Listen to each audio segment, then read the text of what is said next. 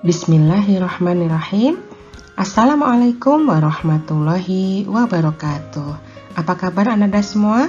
Alhamdulillahirrabbilalamin, kita bisa berjumpa lagi pada video pembelajaran IPA kali ini.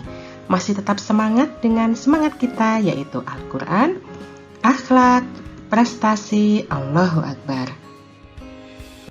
Ananda sekalian, pada video kali ini kita akan membahas tentang air dan siklus hidrologi.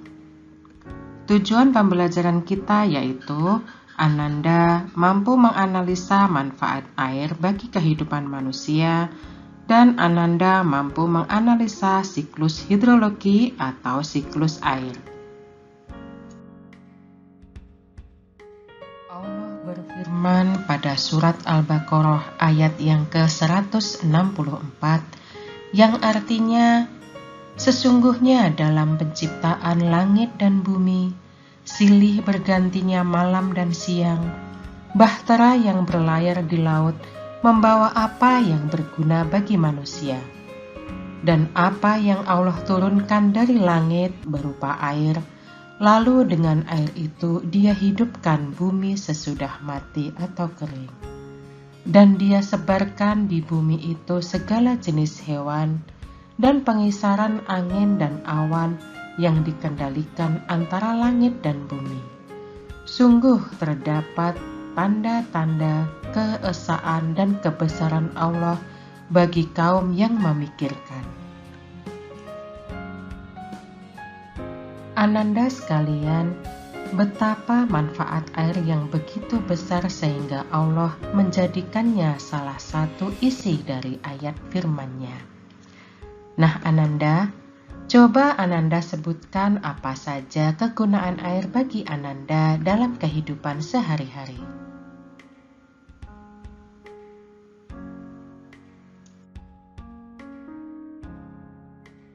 Begitu banyaknya manfaat air bagi kehidupan kita, sehingga tanpa adanya air manusia akan kesulitan, bahkan kehidupan akan binasa.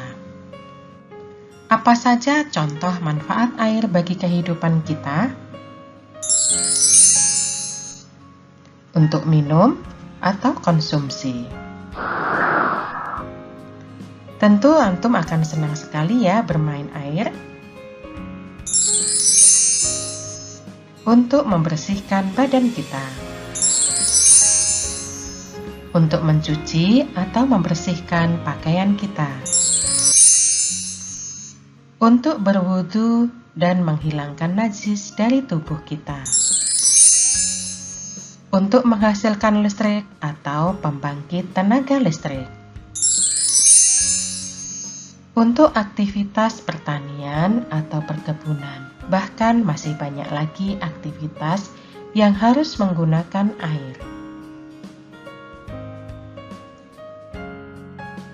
Ananda sekalian, marilah kita renungkan bersama mengapa air selalu tersedia di bumi.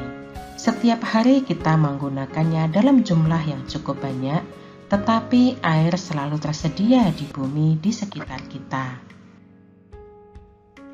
Ya, jawabannya adalah karena ada siklus hidrologi atau siklus air.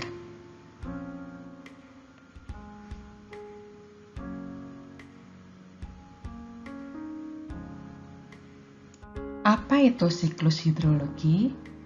Siklus hidrologi atau siklus air adalah proses perputaran air yang terjadi secara terus-menerus di permukaan bumi.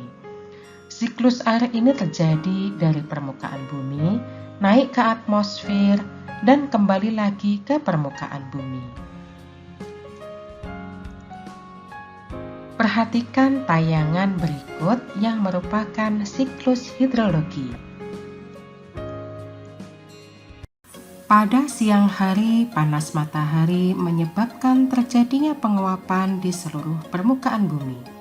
Uap air naik ke atmosfer, semakin tinggi atmosfer semakin dingin suhunya, sehingga uap air akan mengembun menjadi titik-titik air yang sangat halus. Titik-titik air itu melayang-layang di udara atau atmosfer bagian atas menjadi awan. Awan yang terbentuk semakin lama semakin banyak dan tampak menggumpal atau jenuh. Pada kondisi ini atau jenuh, awan semakin lama semakin berat dan turun akibat gravitasi bumi. Butiran-butiran air halus lama-lama saling menyatu dan menjadi tetesan air hujan. Semakin lama semakin cepat dan banyak, maka terjadilah hujan.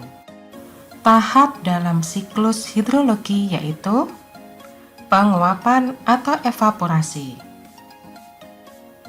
kondensasi atau pembentukan awan, presipitasi yaitu terjadinya hujan, air hujan menjadi air tanah dan air permukaan. Proses pembentukan air tanah disebut infiltrasi.